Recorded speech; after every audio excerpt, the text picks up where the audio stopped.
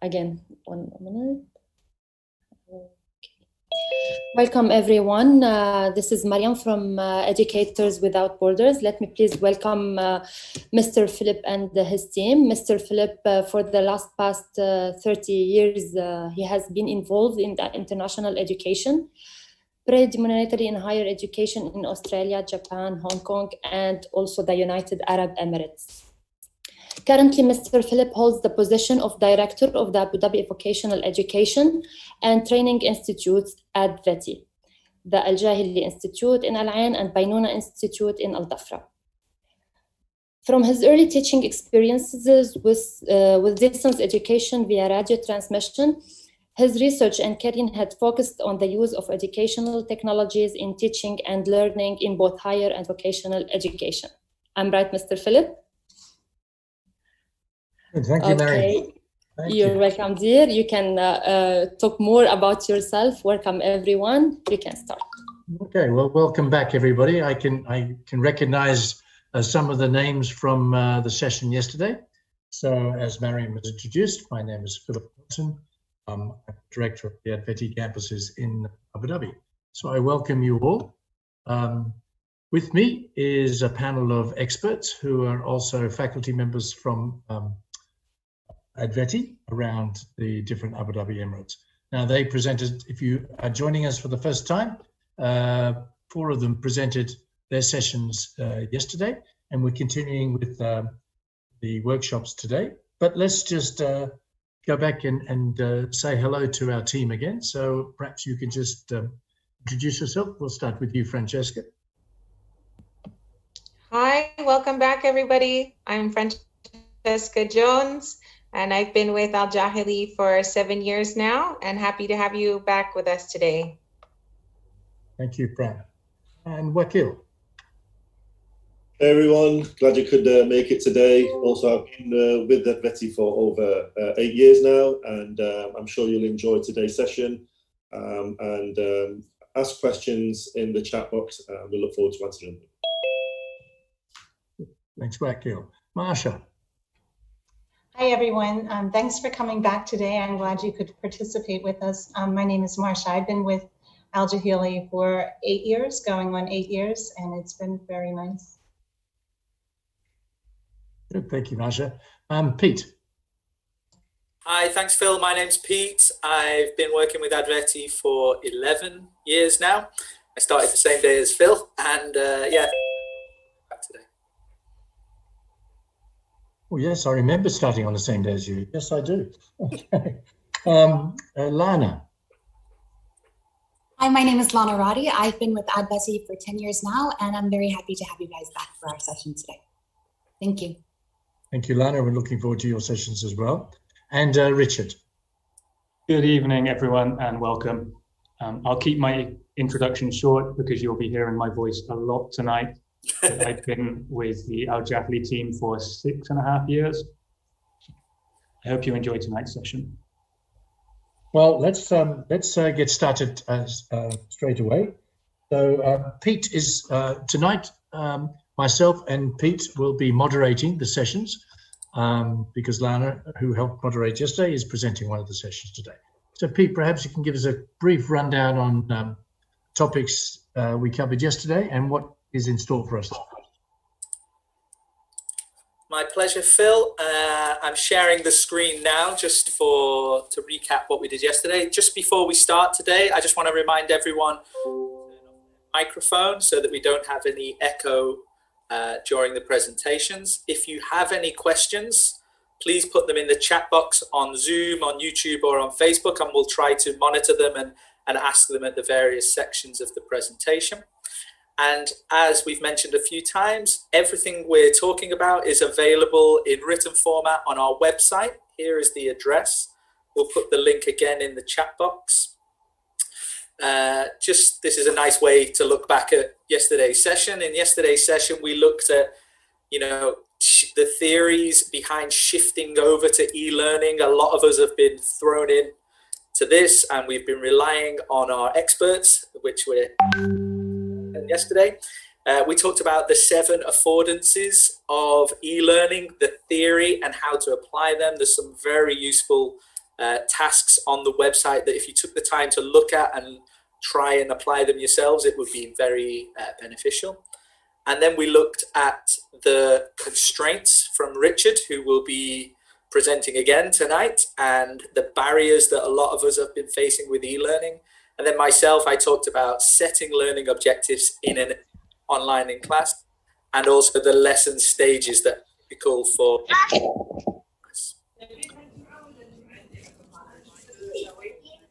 Please, so that.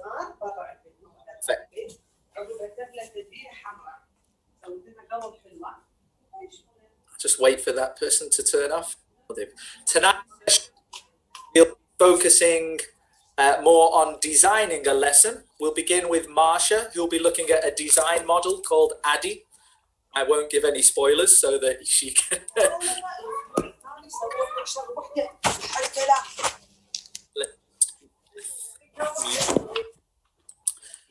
Then Richard will be coming to talk about a functional way to deal with learning with.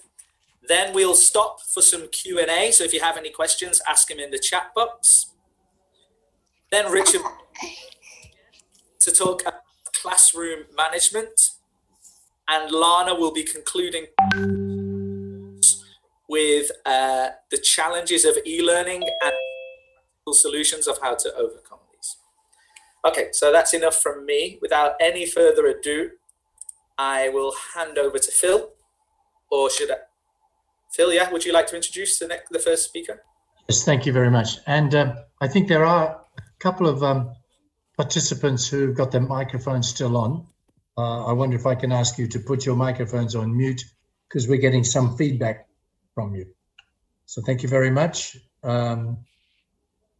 Okay, so our first session is by Marsha, and I'm not going to, as Pete said, give you a spoiler.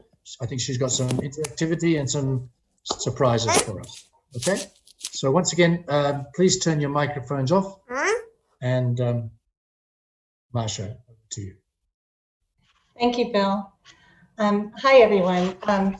Before we start a lesson, we usually begin with some kind of warm-up. So what I thought we would do today is start with a warm-up, just to demonstrate how we can use a tool called Jamboard to get our students' interest. So I'm going to share the link in the chat box.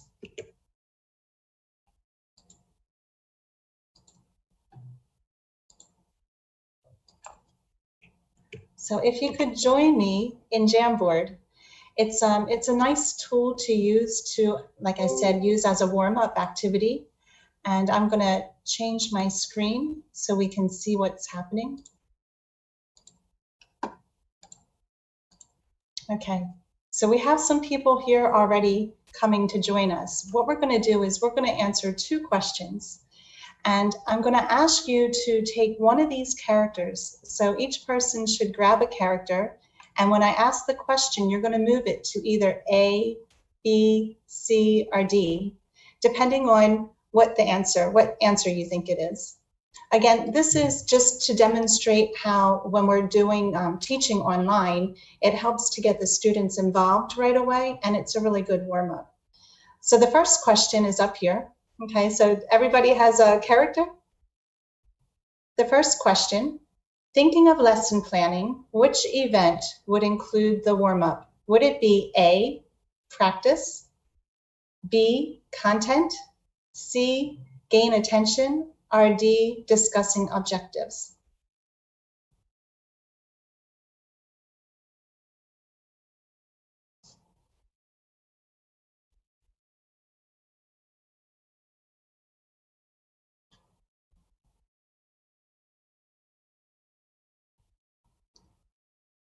Okay.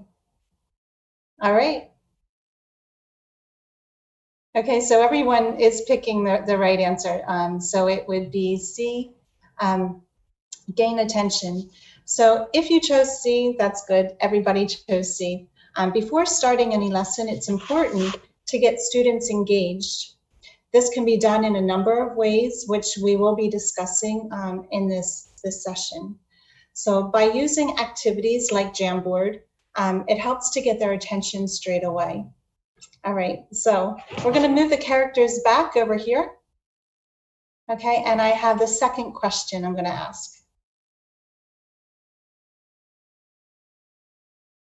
We can move that C out of the way. Okay.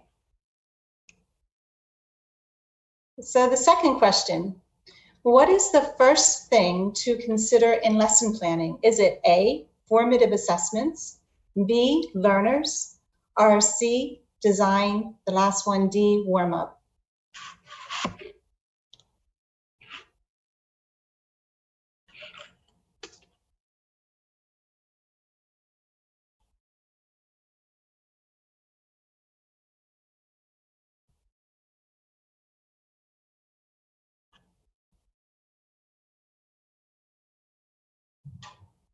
Okay.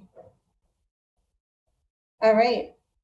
Okay, so those that chose B, everybody was chose B. The learners.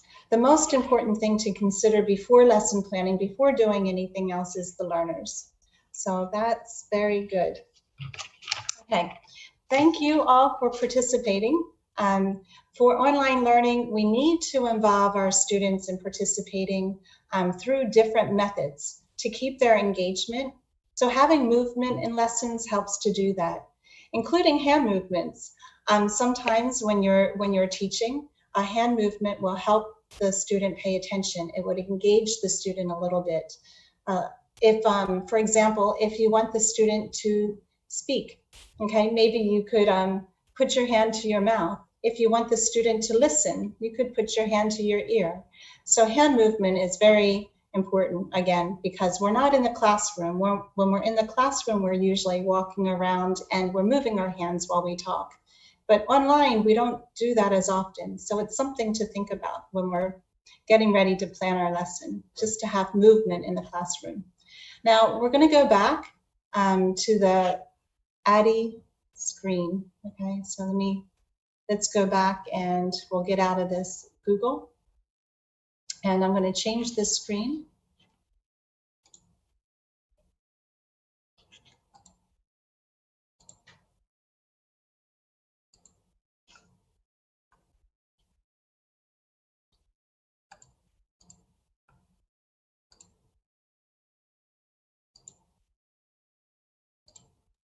Okay, so this is our website. And this is the lesson planning portion of the website. What I'm going to be talking about today is lesson planning, but before I start to talk about lesson planning, I want us to look at the ADDI model. The ADDI model is a methodology that instructional designers use, and it helps to keep our lessons organized, it helps to keep learning content organized, and it helps to keep it focused and effective. So for instructors, it's helpful in lesson planning. There's 5 stages of the ADDI model. The first stage is the analysis. Okay, so I'm going to get my mouse here. Okay, so we have the analysis stage. Okay, and then we have a design stage, the development stage, implementation, and the evaluation stage.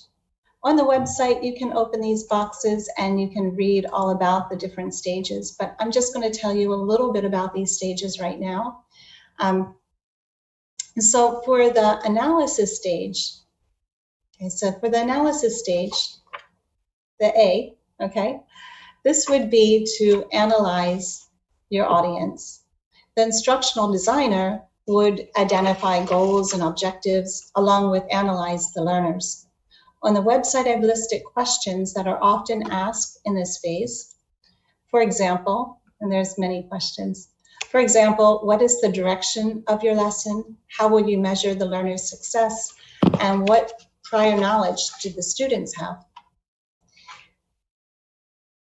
Okay, in the D stage, the design stage, this is where it would be brainstorming. A designer would be brainstorming. The designer also considers the goals and the objectives along with the learner's needs. Then decide how the learners will be accessed, what format to use for the lesson, and also what tools would be of benefit to meet the goals. Lastly, the strategy of teaching the content. And that would be the design phase, the D. Okay. The second D is the development phase. This is the creative phase. This is when the content is built with consideration to engaging the learner. So we need to know about the learner as much as possible before we can develop our lessons. But also keeping the goals and objectives aligned with the material. This is when the material is found or created. The I is for implement. Implement your lesson. And this is the delivery of the lesson. And this is when the instructor needs to familiarize themselves with the objectives, activities, the media, tools, and assessments. For example, if using Quizlet, the instructor checks that it's related to meeting the objectives, it's free of errors, it's easy to use, and it works properly. Lastly, the E phase is to evaluate. Okay, so in this evaluation phase, this is when we assess the student's knowledge and identify the objectives if they were met. It is also a time to reflect on the lesson and the content to see if it was engaging and if it was clear to the students. ADDI is a brilliant model to consider when lesson planning in both traditional and online classes. Again, it's a way to think like a designer, and the acronym ADDI, the ADDIE, is easy to remember as well. As a teacher, using ADDI has the same benefits. The A, analysis phase. Okay, so this is the teacher report. The A, analysis phase, is when the teachers will analyze the learners, as well as identify goals and objectives. Some questions that teachers might consider, there's a lot of questions here. Who are the students? What do they already know? What do they need to know? How is the student's home life? Do my students have access to Wi-Fi and a device? Are parents involved in the learner's studies?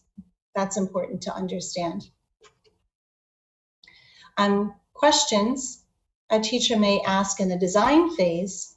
Will you need instructional videos? How will you give your students feedback? How will you build a class rapport with your students and your students with each other?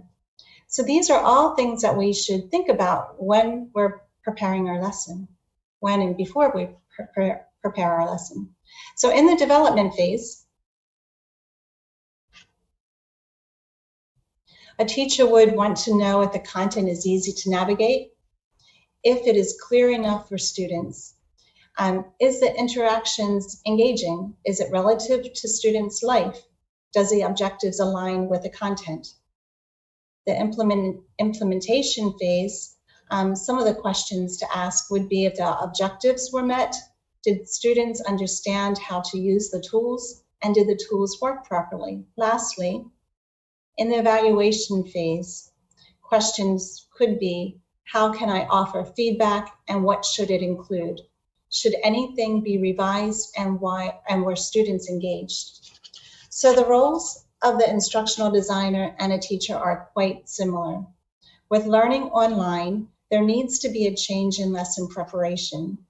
We cannot engage our students in the same manner as we did in the traditional brick and mortar classroom. On the website, I've also included some lesson plans. There is a daily lesson plan right here, and you can download this by clicking the link, okay? Or you can download it by clicking the arrow, 2 different ways. There's also a weekly lesson plan, and I really wanted to go over the weekly lesson plan today because we're talking about online learning, and the weekly lesson plan would help keep parents in mind to focus attention on what is being taught in the class. Okay, this has been adapted by Teach from the Soul, which is going to be a video that I'll show you shortly, just a clip. These plans can be created using Google Doc or Word online to be beneficial for both students and parents. By sharing the lessons, students will have the needed links and information to direct their studies.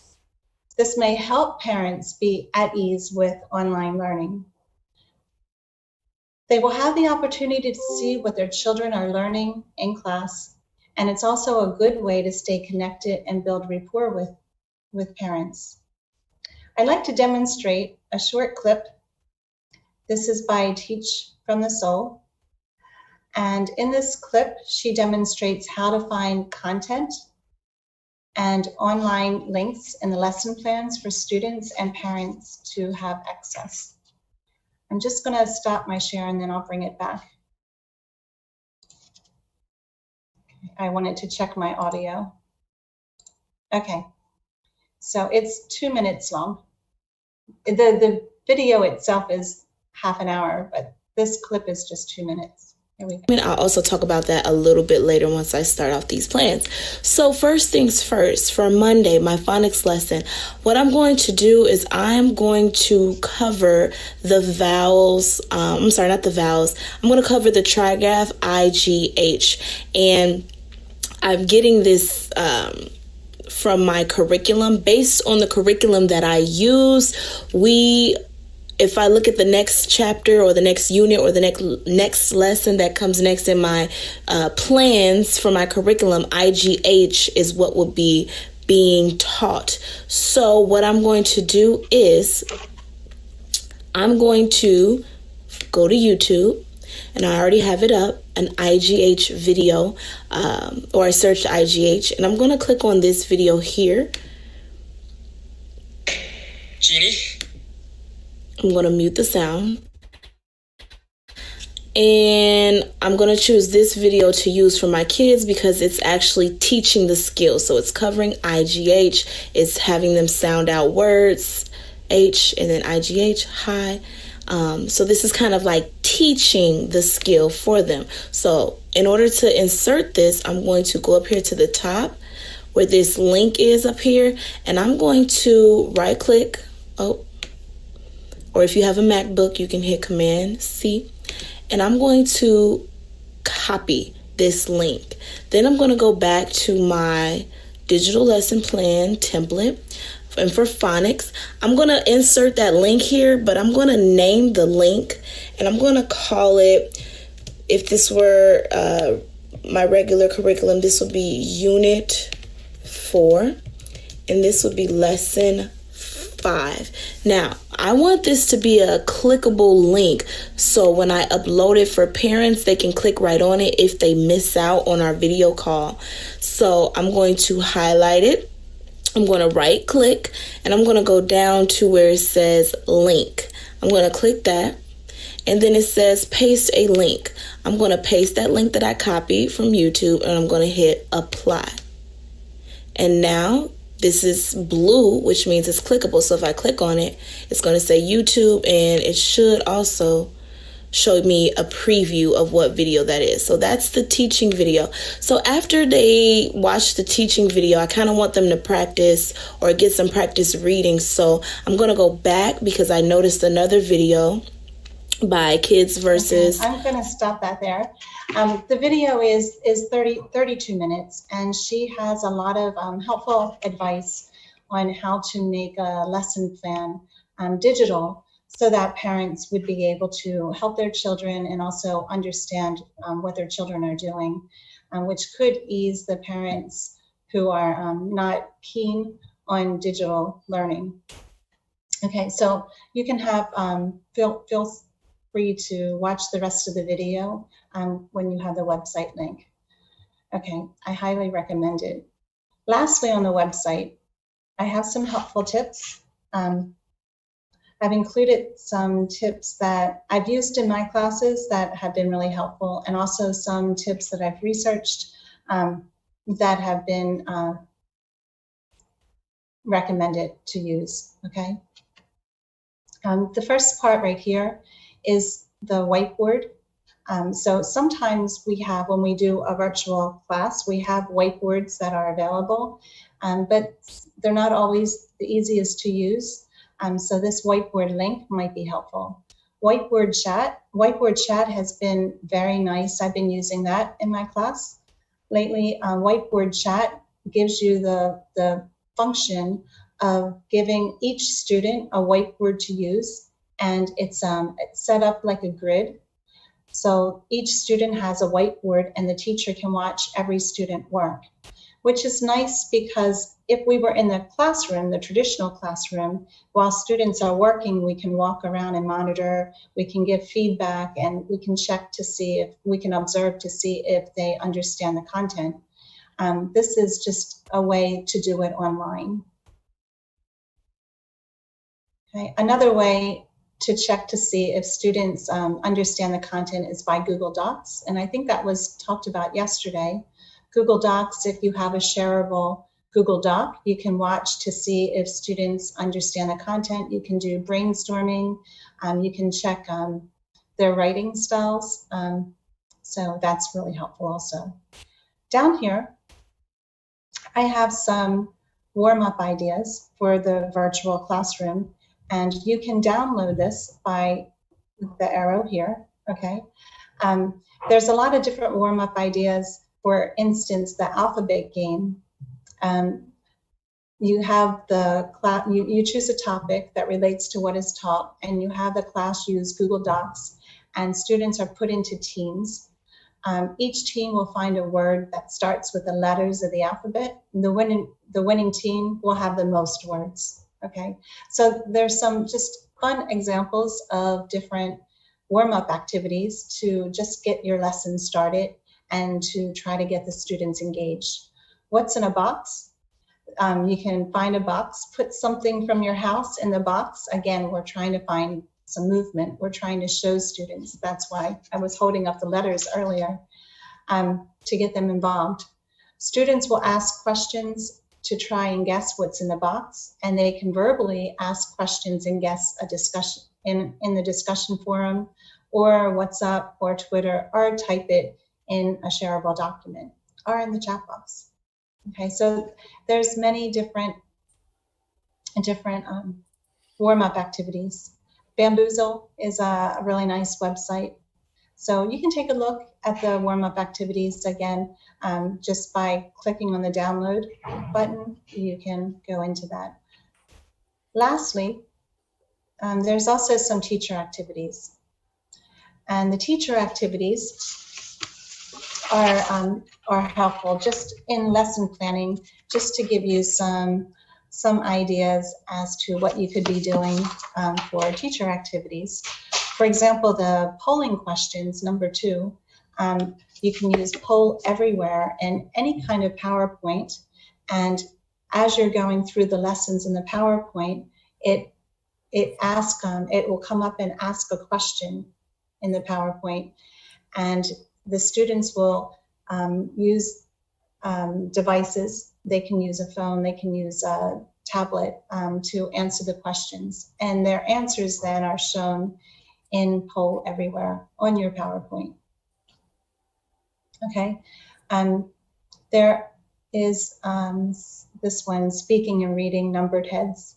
Students are in groups of 4, and you can put them in breakout groups, or maybe you could talk to them about being in groups and give them group names, okay, in the chat box.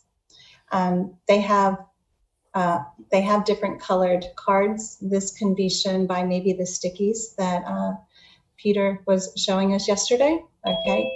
The number 1 student reads the card, and the number 2 student gives the answer and supports it with evidence. Number 3 student states if they agree or disagree with number 2, and the 4th student is responsible for summarizing. These are good for short stories or text, something like that. There's also some websites here that are helpful. Pixton, I've used Pixton quite a bit for going over sentence structures with ESL learners. This is where learners, and it's free, learners can create a comic strip, and the comic strip, they can put type on the comic strip and then share that with the class. Usually my learners will share it through either a discussion board or a blog. And again, this is free to use, but it's good to keep students engaged, and they're very creative, so they usually are pretty motivated by this assignment. Okay, so there's more, and again, you can download that right here from the arrow.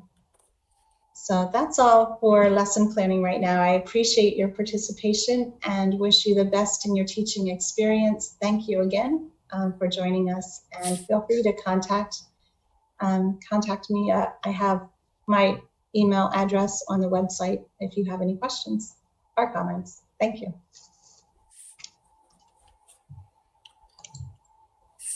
Thank you, Marcia.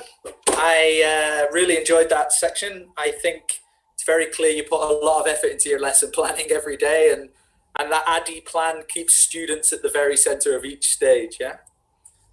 Yes. Now we're going to introduce Richard, who we heard from yesterday. He is going to be talking about tips for an e-toolkit. We've introduced quite a lot of tools in both sessions, and Richard's going to look at how you would use them and reflect on the use of them. Okay, so Richard, over to you.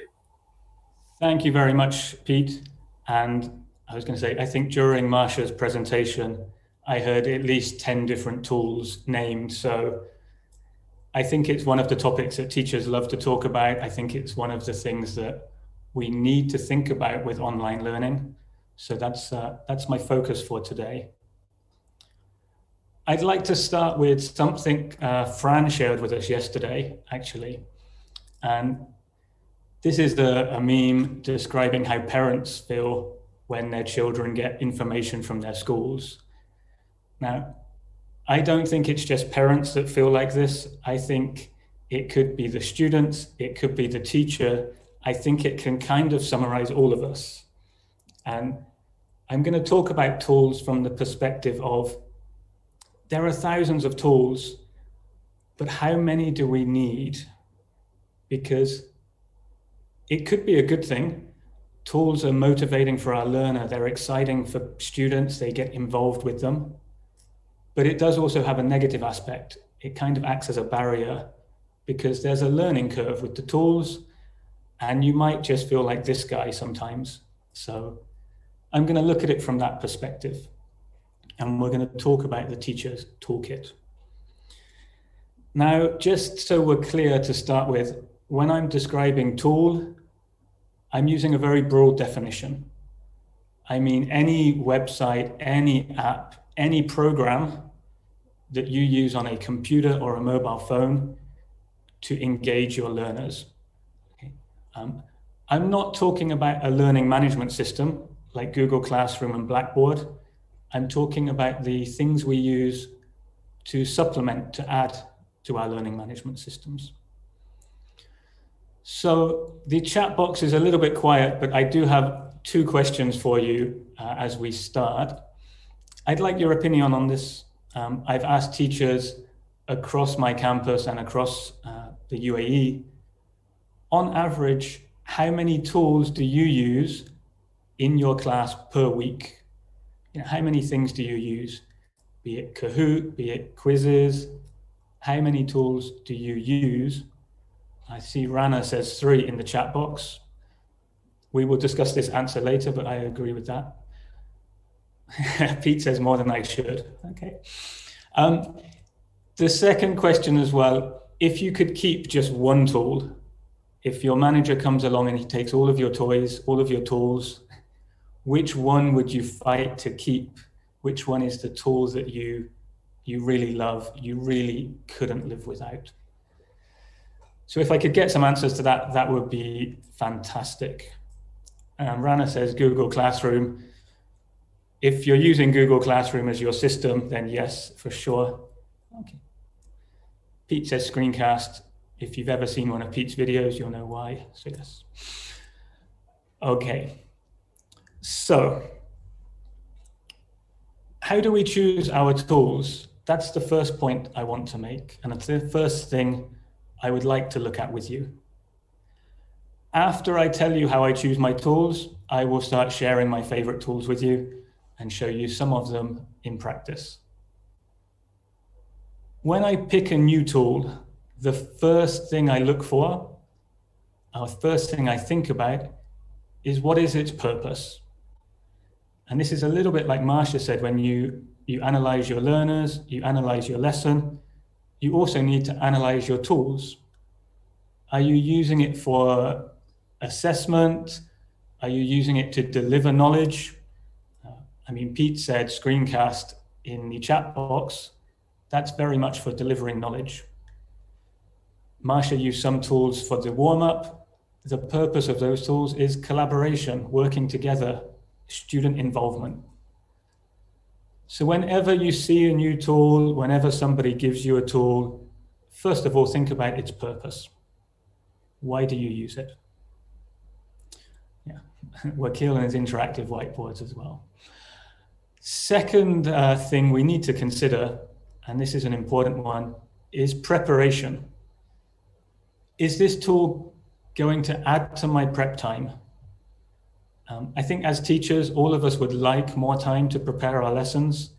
I think all of us need more time at the moment. A tool should be making your life easier. It should be making your preparation, your lesson design quicker. The first time you use it, it might take a little longer, but in the long run, will this save me time? And down here we have some examples which we will talk about later. Quizlet, Quizzes, Kahoot.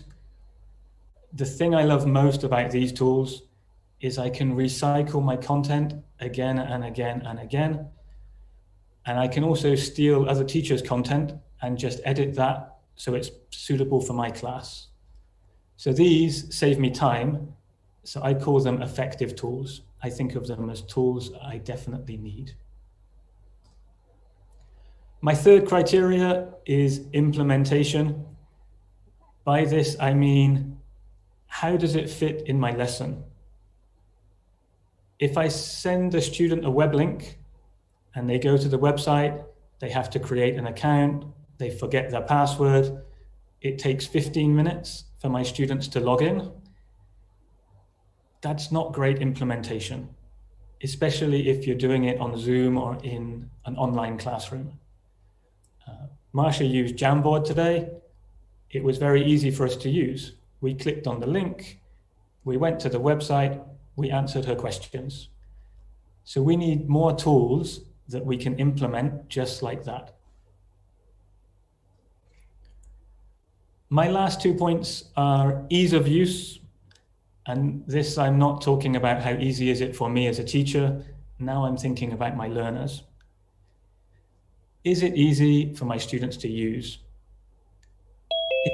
If it's not easy, that's okay. We have to train them. That's part of the job. But how much training will they need? And if you have to train your students, is it a skill that you want to spend time training them in? The perfect example for this is Microsoft Word and PowerPoint. These are tools that they will use for the rest of their life. So there's a very high value in training them to use it. Other tools, maybe sometimes making videos, maybe they'll use it once, maybe twice in their entire education career. So we should spend less time maybe teaching them how to do this. So how easy is it for them to use? And the last and the biggest factor is, after I use a tool, is it successful? Did my students learn from it? Did my students engage with it? And was it a successful lesson? Did it meet its purpose? Now, if the answer to this is no, and sometimes it will be no, that doesn't mean it's a bad tool. That just means that I or you used it in the wrong way. And we have to decide, Will we try and use this tool again? Will we change the way we use it? Or will we get rid of this tool? I have this issue. Wakil mentioned Google Documents, Google Sheets yesterday. Google Documents is a wonderful tool for collaboration. 90% of the times I've used it in class, I've used it badly, and it took me a long time to make it effective. This isn't a reflection on Google Documents, this is a reflection on me. So we have to think about the tools, and we have to assess, is it the tool's fault or is it my fault? And do I want to invest my time using this tool successfully? So those are my 5 criteria: the purpose, the preparation time, the implementation, the ease of my students' use, and is it successful? With that in mind, I will share some of the tools I use. If you use the same tools, give me a thumbs up in the chat box, because that will just make me feel better.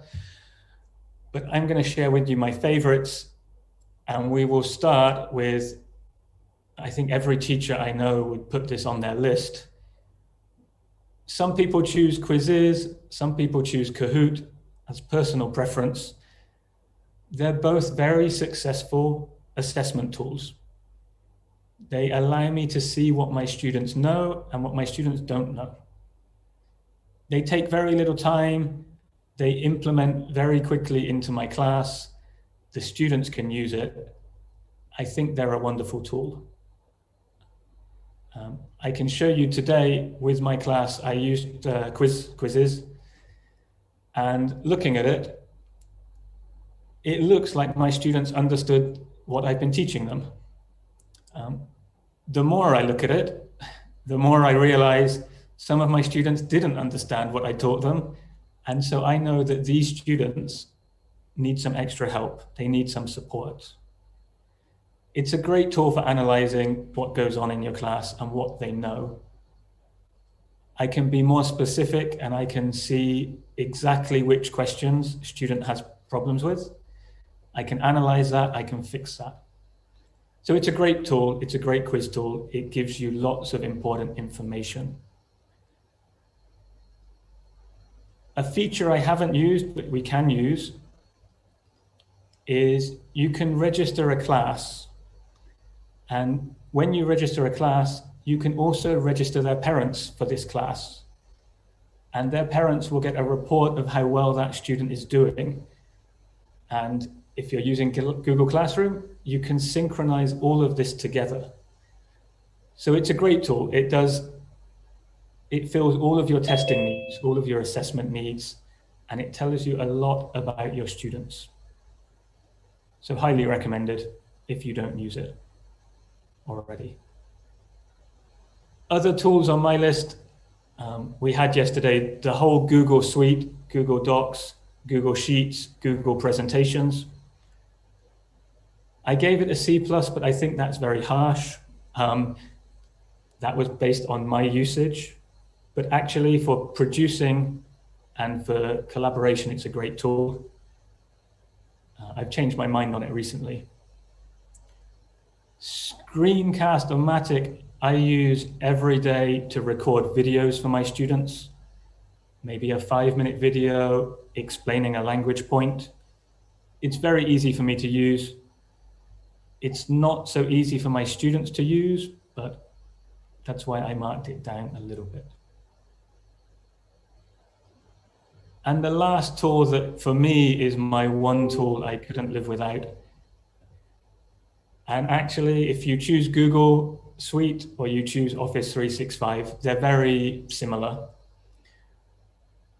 But if students, and the students at my institute luckily all have an Office 365 account, it's a wonderful tool. They can use Word, they can use PowerPoint, they can share their PowerPoints with me, and then I can enter their PowerPoint, and I can edit it live with them. That's the online equivalent of sitting with the student and circling the mistakes on their paper. I can be in the same document, and I can give instant feedback. And you can do that with Google Documents as well. So we talked yesterday that giving feedback online is a big problem.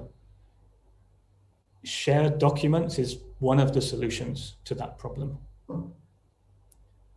And the last tool, this is part of the Microsoft suite. It's Microsoft Forms. I use this with my students a lot to make surveys. Last week, my student Shema, she sent her survey about daily routines, and the students get really engaged by interacting with the outside world. You can see, if it refreshes, she sent her survey to 1,075 people, okay? And the average in the class was about 200. So this is a tool that students really engaged with, and it's a tool that I use every term, probably 2 or 3 times a term. You can use it for every topic. So these are my favorite tools. These are the tools I use. They're on the website. If you click on the picture on the website, it will link you to the tool. Each website has a how-to. I think the easiest way to learn how to use them is to play with it yourself. The only comment I have now to close with is tools are really useful. Tools really engage students. But what engages the student more is the task that you use the tool for. If you have a boring task and an exciting tool, it's not going to work. You have to match the task and the tool together. You have to find the right tool with the right purpose and then make it engaging. So that is my 2 cents on tools, my opinion. I'm happy to answer any questions. If anybody needs information about these tools, send me a private message in the chat and I will try and answer at some point today. But thank you for listening. I think we will move to a question and answer session. So back to Pete and Phil.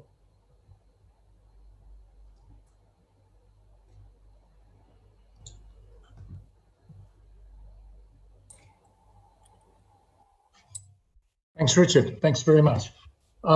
Okay, we were just looking, quite a lot of questions coming through on the Zoom chat box and also on Facebook. We'll try to get through some of these. I know that some of these questions will maybe answered in the next session, so I'll keep some of those towards the end. But let me put up a screen with a couple of questions that maybe the panel can address at this point. Okay, so first question was, and I'm guessing this will go to you, Marsha. How can thinking like a designer help you in lesson planning? That's what with the ADDI model, by thinking and using the acronyms ADDIE and thinking about the designer, it helps to put the whole lesson plan together, where you need to analyze your learners, you're thinking about your learners, you're planning, you're brainstorming about what your learners need to know and how to engage your learners based on what their needs are. And then you're developing and you're implementing. So the whole ADDI, the whole ADDI methodology is really useful, again, in the lesson planning idea. And I mean, ADDI model is one model. Are there any other models that are useful in lesson planning? There are other models. The ADDI model was the first model that was the main model that instructional designers used, and it's probably the easiest and the most useful when developing a lesson. But there are some Cagney's 9 events of instruction. There's also Backwards by Design, the Kirkpatrick model. These are all helpful models in designing a lesson. I think as an instructional designer and a teacher, it goes hand in hand, because you're putting together learning content based on, again, what the students' needs are and how to keep it engaging to the students, how to meet the objectives, and also how to make sure that the students are engaged in a way that means something to them. It's purposeful.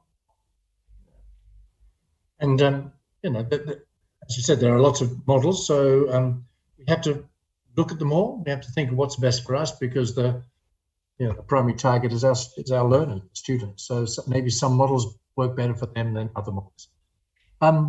Okay, the next couple of questions came through. I think these are focused on tools. Richard, if you've managed to catch your breath, maybe you could have a look at the first one. What is the best way to teach or support our students in learning how to use the digital tools? This is a good question, and something I've been working on a lot this term, and some of my co-teachers will back me up on that. I find the best way to teach anyone to use any tool is with a video in this case. I've tried to present how to make a PowerPoint to a class of 50 students, and I ended up with 100 messages after asking me to re-explain it.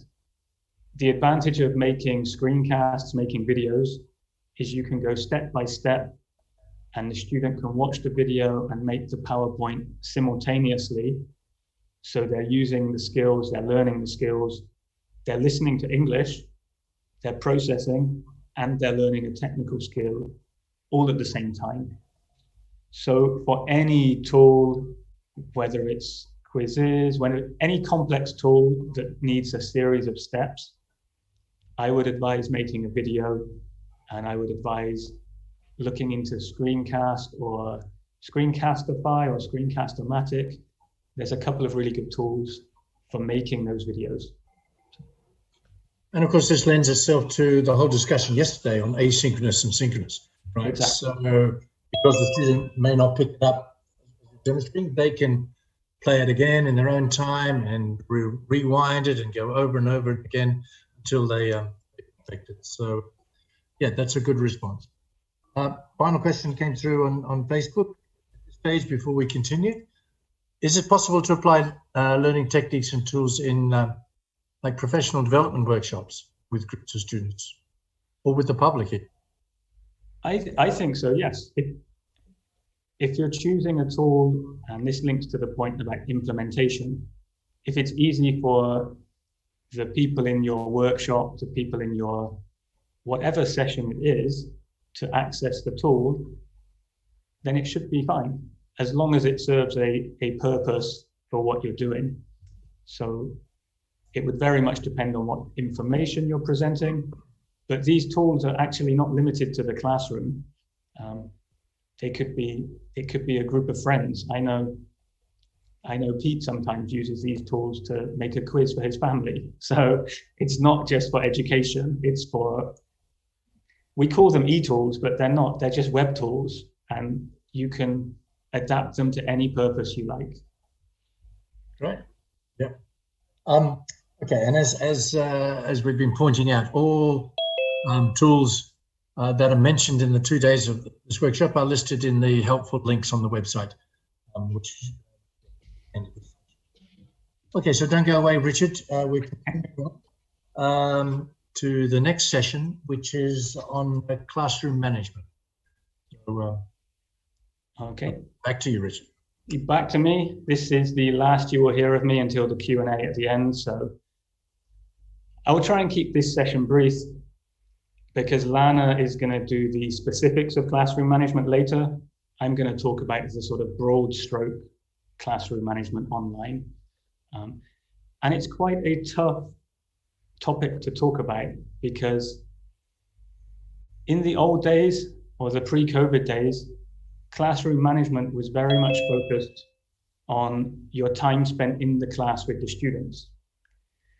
Now we're online and we have this synchronous classroom, asynchronous classroom.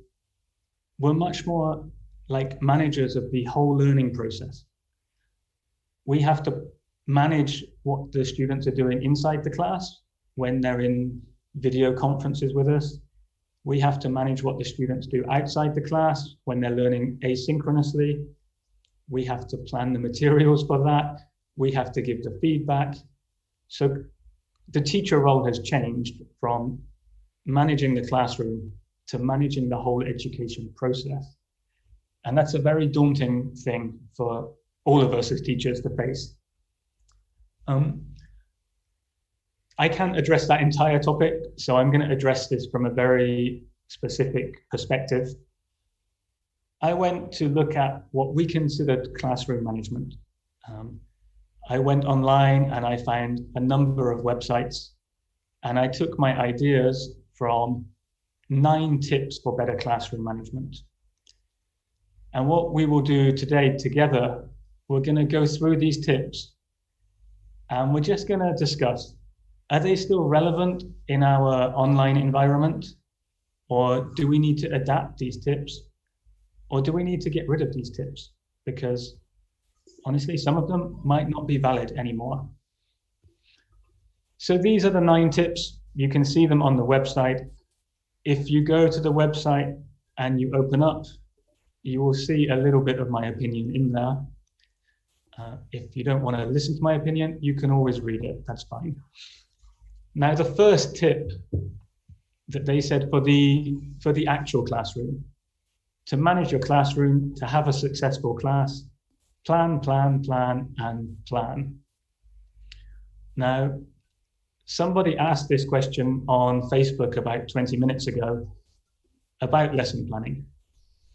Do we still need to do it? Is it as important online? My opinion on the issue is it's more important now than ever, because we're not just planning what happens in that 40 minutes with the student, we're also planning the 10 hours they're not with us. We're planning the delivery, we're planning the feedback, we're planning the activities. So I think the actual specific lesson planning for a 30-minute class, for a 40-minute class, is maybe a little less important now, because the teacher has to really focus on the big picture, the whole day, the learning of the whole week, the learning of the whole semester. So my opinion, and I'm going to give this one a big stamp, is I think plan, plan, plan, and plan is good advice. I think if you want to be a successful teacher online, this should read plan, plan, plan, plan, plan again, plan for after work, plan for what the students are doing in their free time. You can't possibly plan enough. So a big tick from me. Tip number 2 was engage students in the learning process through groups, variety, and movements. This one is a little bit harder to address because undeniably engaged students will always be the best way to manage your class. If your students are focused, your students are happy, your students are engaged, you'll have a nice, easy job. The minute your students start to disengage, that's when you have to manage things. How we engage them, though, is a little bit different online. Groups, breakout groups, small groups online. Personally, I've had mixed success with it. Sometimes it works, sometimes it doesn't. In a classroom, group work was almost always successful, but online it's been hit and miss. Variety, definitely. When we talked about tools and we talked about tasks, this is the way to engage students online. The more variety of tasks, some variety in the tools, some variety in the delivery, watching a video, listening to my voice, some variety will engage you.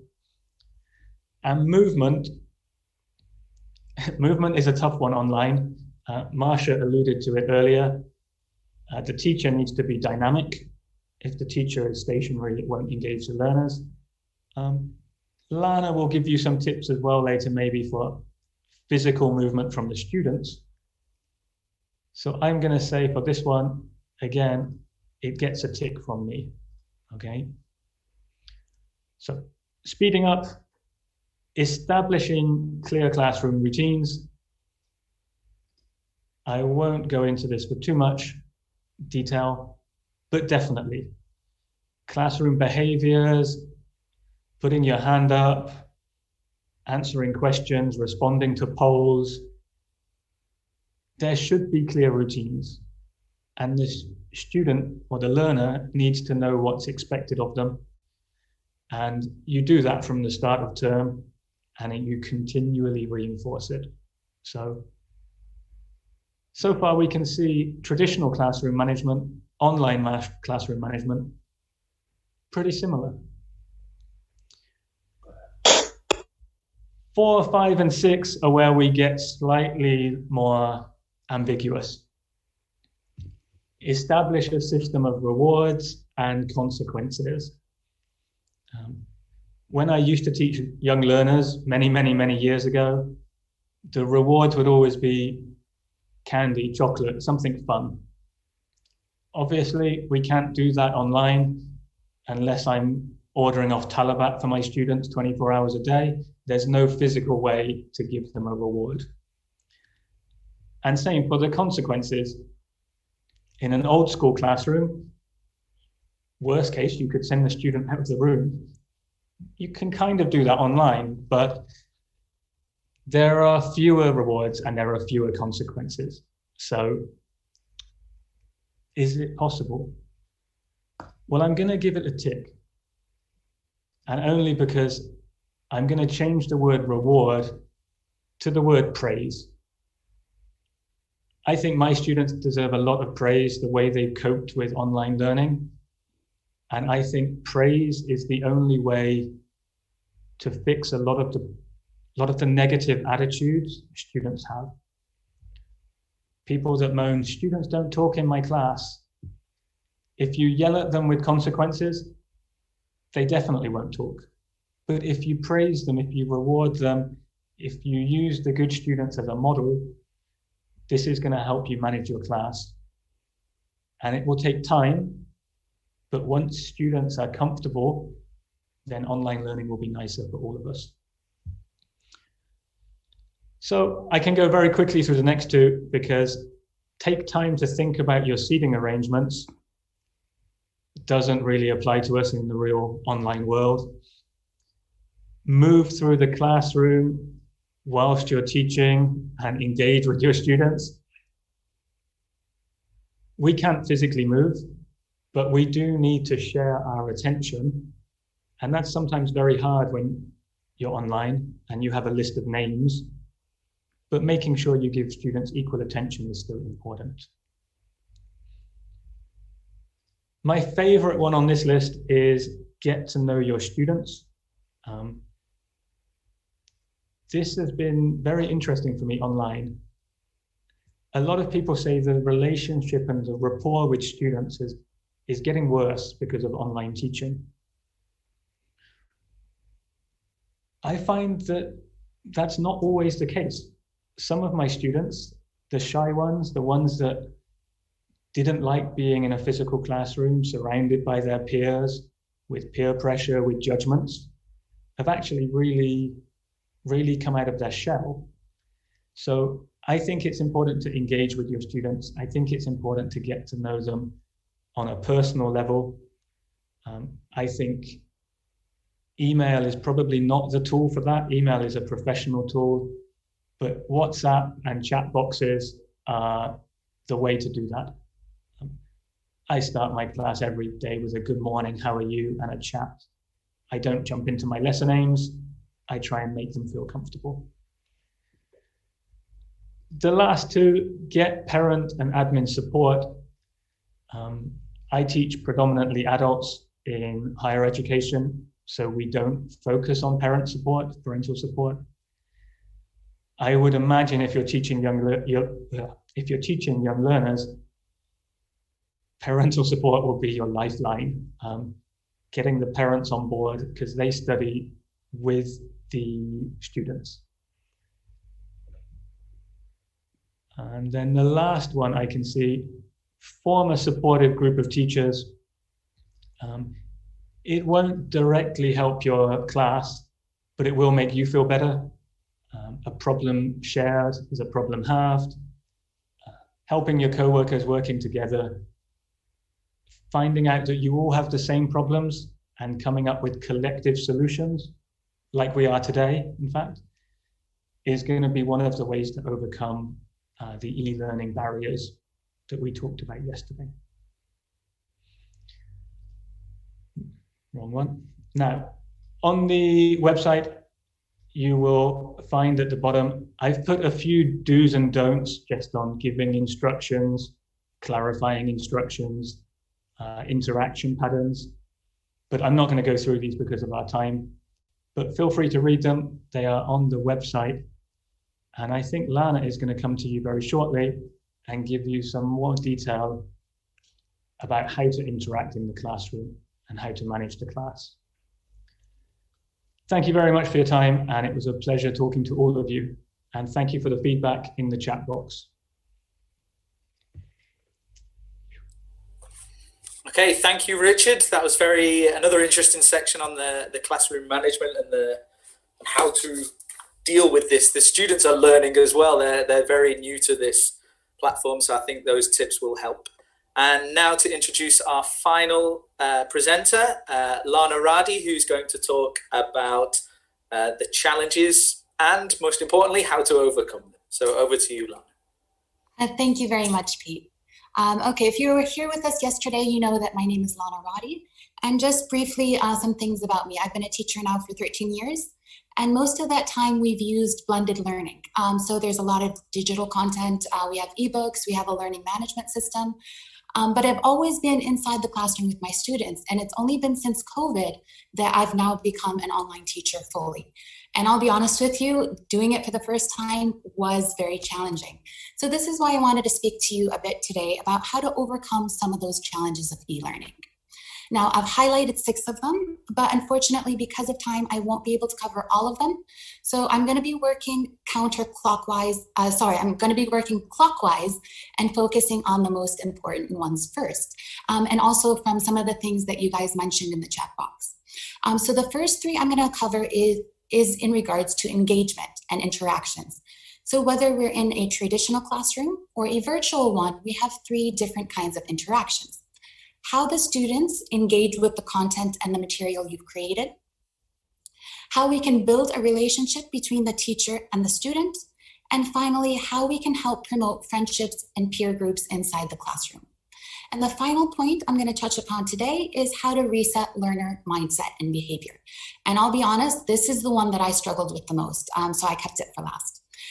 We won't have time to cover issues with technology. So if you want to learn more about troubleshooting, you guys can check it out on our website and just email me if you have any questions. And also it can be very time consuming.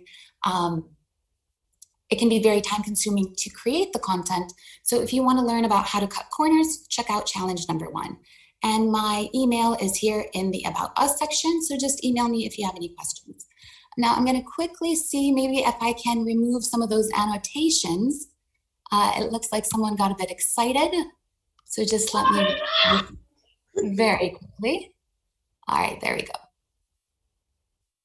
All right, so let's jump right in. So when we create our content, obviously that comes with challenges. Now I can either walk you through this or we can do a quick activity. So if you feel comfortable, turn those cameras on for me, just the cameras. And I'm going to teach you one word in Spanish. So as you can tell, so I'm going to teach you one word in Spanish, and that word is yellow, amarillo. So this is my friend Bert, and Bert is amarillo. Say it with me now, amarillo.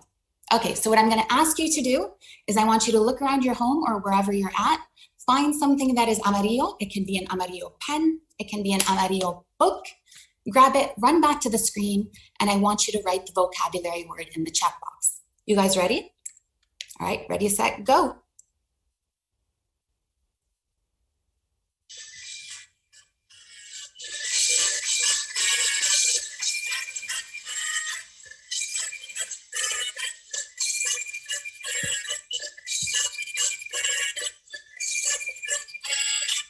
All right, so the big question is, what does a learning activity like this do? Well, it actually does many things. First and foremost, it engages all three different learning styles. So as you know, we have visual learners, we have auditory learners, we have tactile learners. So for example, if you have deaf students, then you know that you need to make sure you have visual content, colors, pictures, videos in order to help them. Now with a virtual learning environment, sometimes the tactile aspect gets a little lost. So those science students that love to work with their hands, the students that learn through touch, they become a little bit neglected. So if you're an English teacher, a great way to teach vocabulary is to do an activity like this. That way the students are up and moving, they're using their sense of touch and just having a bit of kinesthetic activities. So so if you're teaching sports vocabulary, if you're teaching food vocabulary, you can incorporate this into your classroom. So when you create your content, you want to try as much as possible. Excuse me, sorry, just switched over quickly. So as much as possible, you want to try to include all three learning styles when you're creating your content to make sure that all learners are engaged. Our second issue, sometimes you'll find that some students, they lack motivation. They don't want to be there. They don't want to study. They don't want to learn. And it's usually those weaker students that feel that way. So an activity like this, it creates a quick win for the students. This is an activity everyone in class can do. It boosts their confidence, so maybe they can then go on and tackle more challenging tasks, maybe a writing essay or a grammar topic. And then finally, sometimes, I don't know about you, but sometimes I'll set a task, I walk away, I come back, and the students haven't done it. And it can be very frustrating since I've spent all this time creating this content. So if this happens, as teachers, we need to ask ourselves some key issues, some key questions. Number one, is the work feasible? Have I made this too challenging for them? When I explained the lesson, did I miss a step in scaffolding? So that means these are problems I need to go back and address. And the thing that I found absolutely revolutionary for increasing participation in my classroom is when I was able to gauge how much time students needed to complete the activity. Sometimes just by adding an extra 5 minutes, all of a sudden now participation in my classroom has doubled and most of my students are raising their hands wanting to give feedback.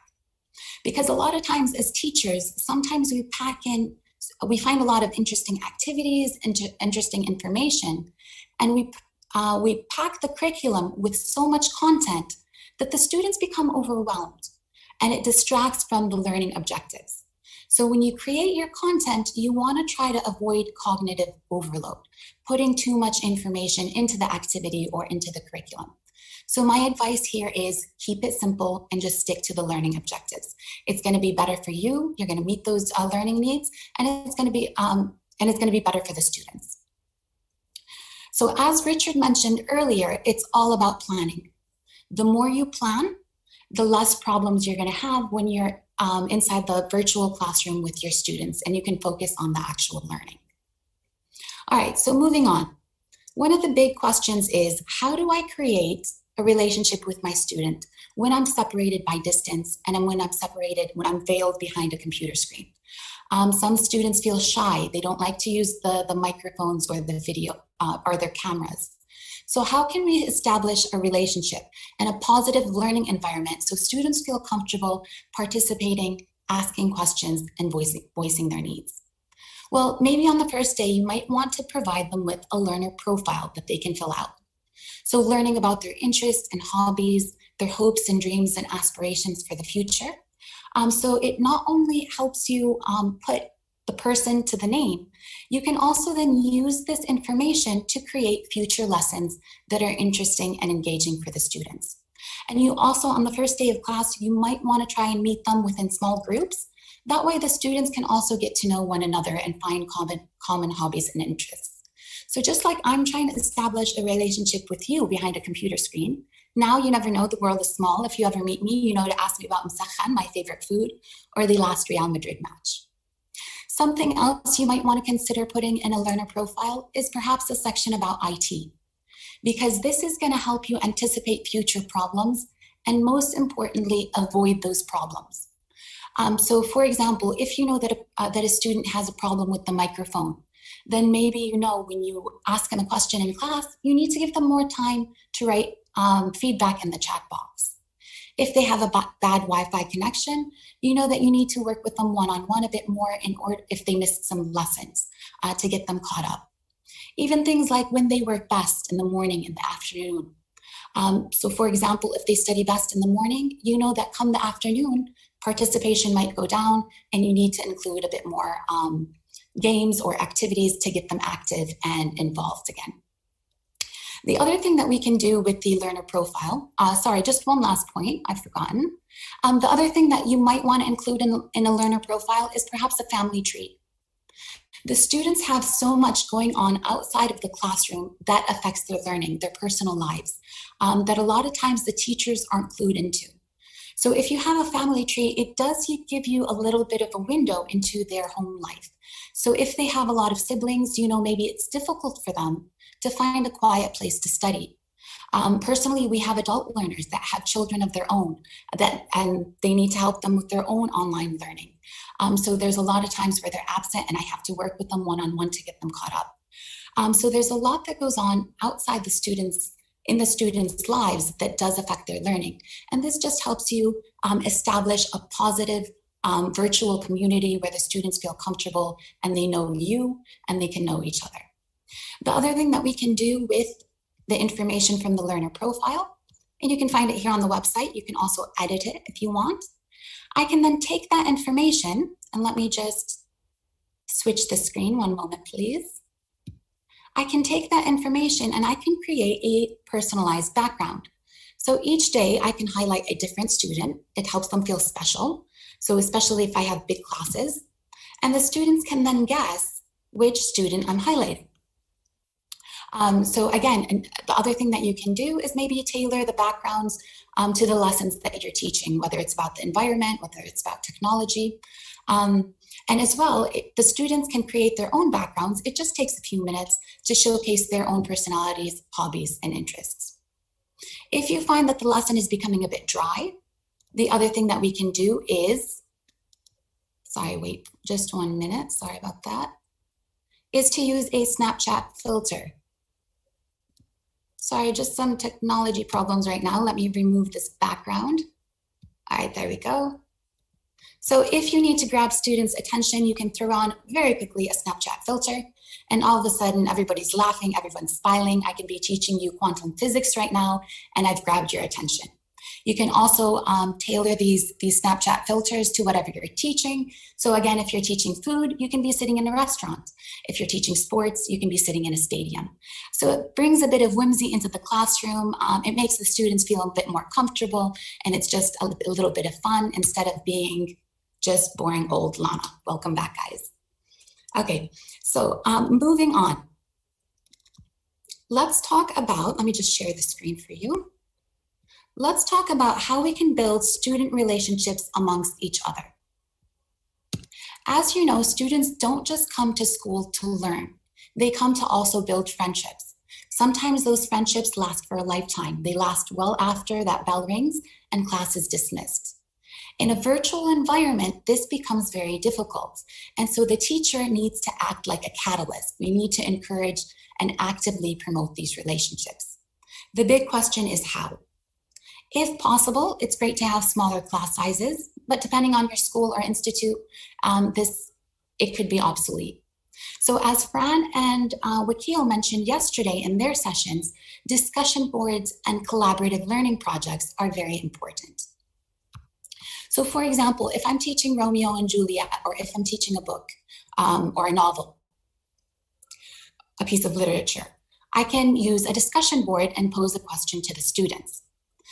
So the students answer the question, they interact with each other, they comment on each other's posts.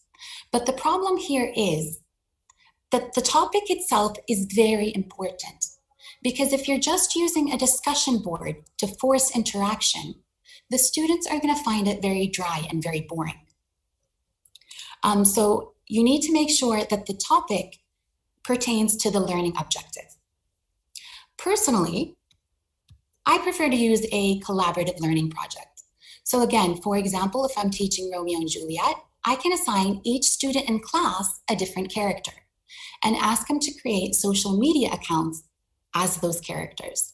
So as you can see here, we have Romeo and his Facebook. His Facebook account looks like he's going to a party. We've got Mercutio with his stab wound. He got 165 likes, but I don't think his account is going to be active for very long. And here we have Juliet crying over Romeo on her Twitter. So with a collaborative learning project, the students are given a chance to be more creative. They're showcasing their own personalities. They're also using a medium that they're already familiar with. They all have social media. They all know how to use Instagram and WhatsApp and, sorry, not WhatsApp. They all know how to use Instagram and TikTok and Snapchat and all of these things. So it's not like you're having to teach them a new program. So hopefully, with collaborative learning projects, students are now moving from academic relationships to actual social relationships. And this is what we want to encourage, a positive learning environment. Now with the collaborative learning projects, it's up to you as a teacher if you want to make it across the term or have a shorter period for a month, a week, or a day. It really is up to you, but it helps the students get to know one another and interact. And finally, what I wanted to speak to you about today is how to reset learner mindset. As I mentioned before, this is the one I struggled with the most. I found it the most challenging. Just like we can't take traditional curriculum and move it online and expect it to work flawlessly, the same goes with student behavior. So some of the habits that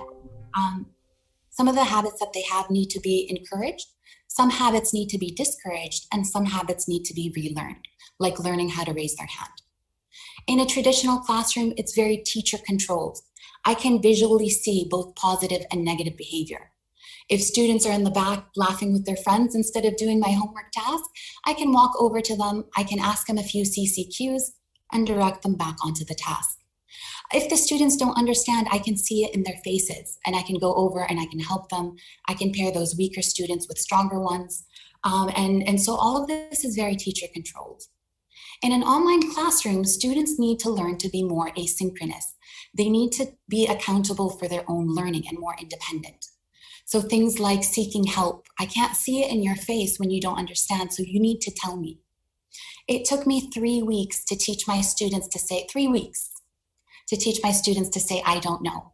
I'd ask a question and I'd be met with silence. And I don't know, are they having technical issues? Are they shy? Do they not understand? Did the audio cut out? Do they need some time to think? And so the students felt very embarrassed saying, I don't know. And it took me 3 weeks to teach them that you're actually helping me and you're helping other students by saying that, because then I know how to then tailor my future lessons, or I have to re-explain it. And you're also helping those other shy students that might feel embarrassed in seeking extra help. Other things like teaching students, if they're going to step away from that computer screen, to change their status button to away. So I'm not calling on Fatima over and over again, Fatima, are you here? And she's in the kitchen making herself a snack. So these are all habits that the students needed to learn. And these are habits that need to be changed. So the big question is, how do we do that? Well, we do that with the 3 R's of habit change: reminder, routine, reward. So the first step is reminders. You're going to sound like a broken record and you're going to hate yourself, but it's those constant reminders that cue the behavior. So if I'm trying to teach my students to change their status to away, if they're going to step away from the screen, then I'm going to set it as part of a routine, our second step. So every time I set a task in class, I'm going to remind them, all right, guys, don't forget to turn your status button on away. I'm going to give you 10, 15 minutes to complete the activity. When they come back, I'm going to remind them again. All right, guys, welcome back. We're going to go over the answers. Don't forget to change your status button to available. So with those constant reminders and routine, what's happening is your brain is actually looking for patterns. It's trying to establish neural pathways. So it becomes subconscious behavior. So instead of thinking about the action, it's now part of muscle memory. So the students are doing it without even thinking about it, which is what we want. So now without you even reminding them, every time they step away from the screen, they're automatically doing. And as Richard mentioned in his session, reward is very important. So when you see those habits and behaviors start to change, don't forget to reward them. Sometimes it's something as simple as verbal acknowledgement. Okay, guys, well done, excellent, awesome. Thank you very much. I see you guys using those status away buttons. Well done.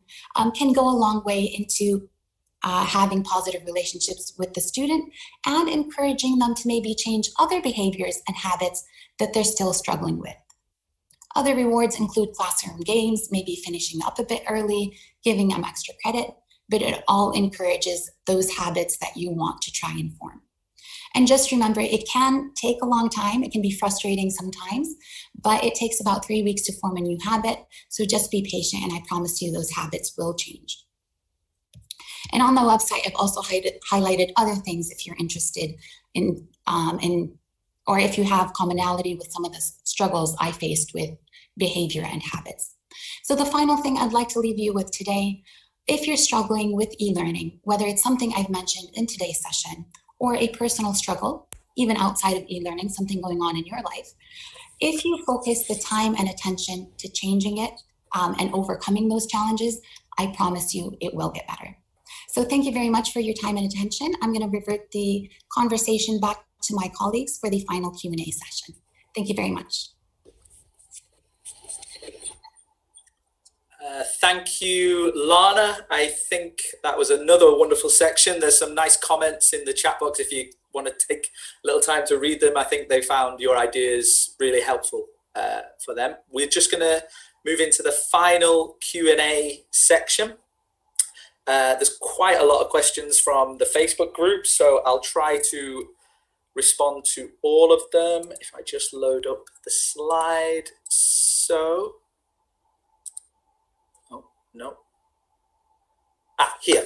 So there was a few questions that I put together asking about how we can deal with integrated students and adapt our activities to suit their mental characteristics and educational abilities in e-learning. So there was people posing questions for students with learning disabilities and physical disabilities and what tools.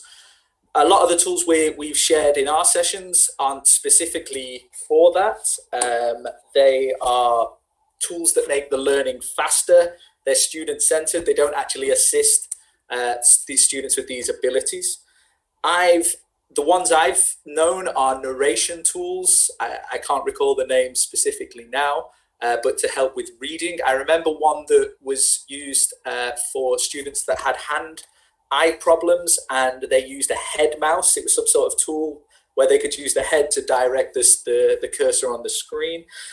The only advice I would give for this is that you need to approach the national centers that you have for learning disabilities in your country, or you could look at the international ones and use the parents. They're the ones who are going to be, you know, back in the 70s and 80s when this was really becoming a thing, they were the ones who were proactive and found the solutions and spoke to their teachers. Now we're entering a whole new e-learning environment. I think they're going to be the ones that are doing the most reading. So work with its parents to find out what is out there and helping these students. Sorry, we're not going to give much time for each question. For Lana, we had a question which was, I didn't really change the wording of it, but how to invent online collaboration between students, teachers. What kind of tools can we use to increase the collaboration between students and teachers? Thank you very much, Pete, and that's a great question. As I mentioned in my PD session, there's a number of things that we can do to form those relationships between students and teachers, and again, between students and students. So as Marcia mentioned, some of those collaborative tools and activities, and as Richard mentioned as well, there's a number of e-learning tools that students can use. In regards to it does take a long time. It does take a lot longer in a virtual classroom to build those relationships. But if the teacher takes an active role in encouraging it with some of the tools that were mentioned, with the learner profile, with some of the things that I discussed in the PD session, you do see those relationships start to form, and the class now becomes an online community, which is what we're striving for. Yeah, and it's what our learners are used to in this modern world. Another question for you was, how long do you think it takes for learners to create these friendships? What you're saying, does it take a long time? To follow on from what you've just said. I think it depends on the country and the culture. So for example, here in the UAE, they're they're a very collective society and they love helping each other out. So even when I start a new term and the students haven't met each other, we have WhatsApp groups, and you see the students automatically, they're interacting with each other or they're helping one another. So it kind of depends on the culture of the country you're currently teaching in. Thank you. Can I add something to that point? Yeah, sure. Go ahead. This is something I've been working with as well. Like when I was asked before about how I teach students to use tools, I quite often get them to teach each other, because some of the students they know more about PowerPoint than I do. And I think creating that kind of peer feedback, that peer teaching, really builds that classroom relationship. So my students know if they've got a technical problem, they don't need to WhatsApp me at 10 o'clock at night because I won't reply, but they know which students they can ask, and it builds a supportive environment. And I think that's the student to student side. Okay. Absolutely. Yeah, and turn them into the teachers. They will help everything in the classroom. Richard, while you were there, we had a question which kind of relates to you. How would you manage the asynchronous portion of your classroom? So you were talking about classroom management. What about the asynchronous side of things? That is, I think, a more time-consuming part to manage, because the whole concept that we talked about yesterday, ubiquitous learning anytime, anywhere.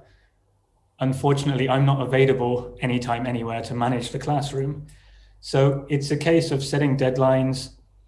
It's a case of tracking students. At the moment, I have a kind of like a Google Sheet. This is where the students, when they complete their work, they access the collaborative sheet and they put that they've completed that task. And it's kind of training them to tell me when they've done their work. So when I have time, I can then get back to them and manage them. It's difficult, I'm not going to lie. And it's a matter of choosing activities that you can monitor and you can feedback effectively. Can I add to that also, just one more thing? So like those tools that you were sharing, Richard, earlier, like the Quizlet, the Kahoot, the quizzes, a lot of those tools, like we talked about yesterday, also have those features where they store that data for you, the activity that the students are doing. So you don't have to so much worry about managing that and tracking it down. It's stored for you. So using those tools, like Richard mentioned, that have those features in there are really helpful as well. Thank you, Fran. We have a question that was saying, what about inclusive students in e-learning? And Wakil, I thought that this could relate to what you were covering.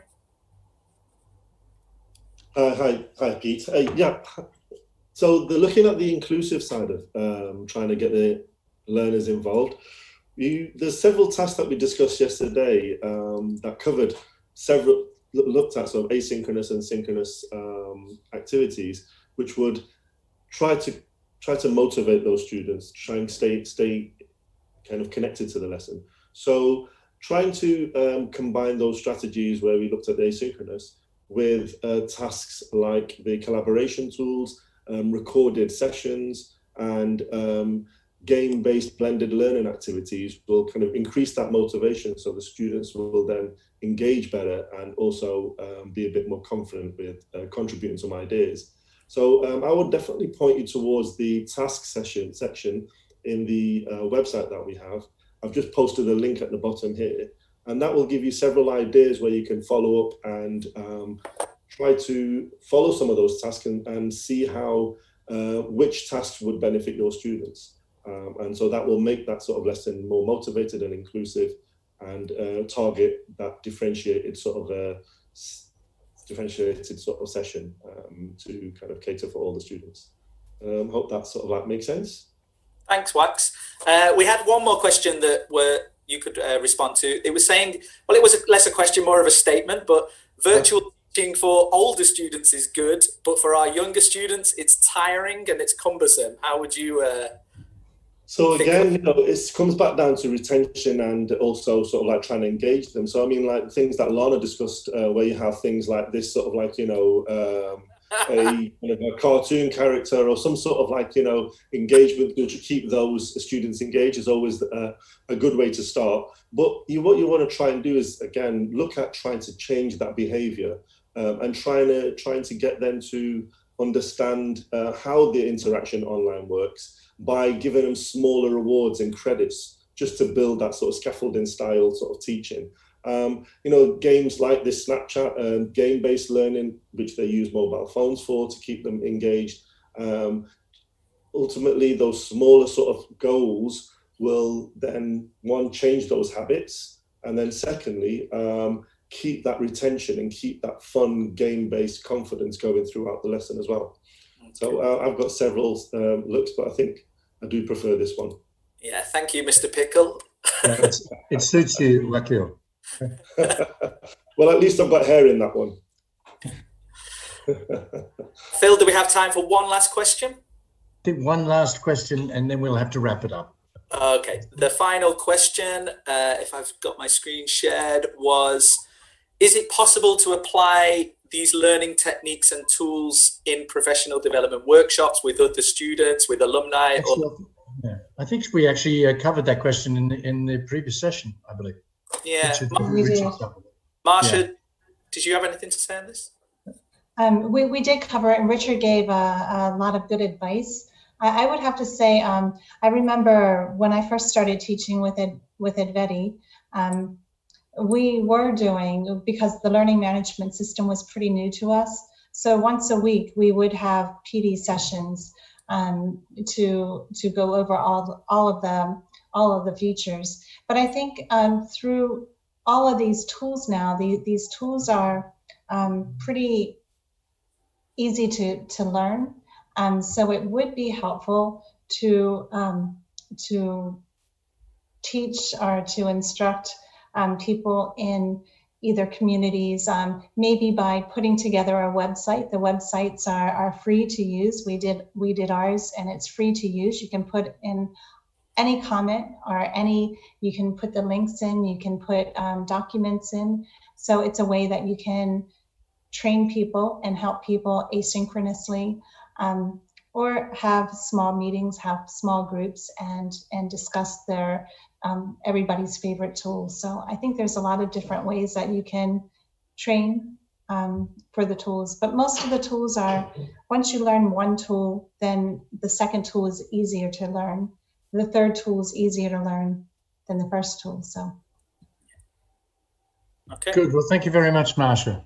And this comes to a close for our two-day workshop.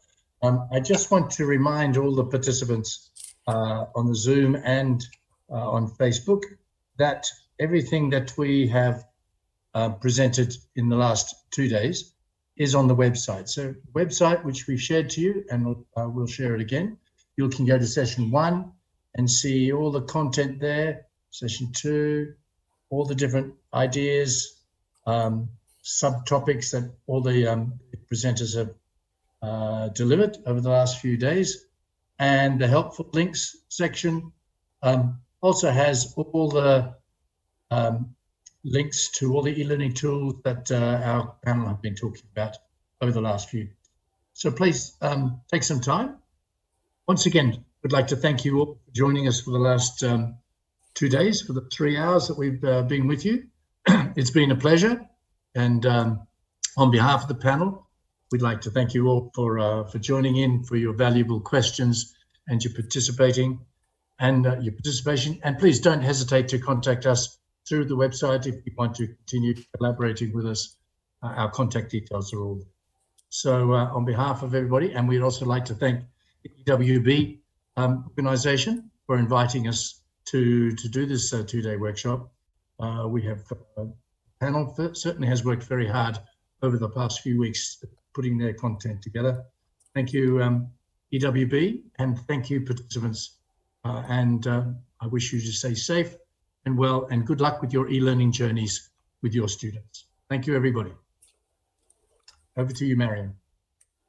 From our side, of course, I would like to thank you, everyone, for joining us today and yesterday. Thank you, Mr. Philip, for your time, and the team for everything you present today. Thank you for your attention, and we hope we will have many workshops in the future. Thank you so much and have a good night. Take care.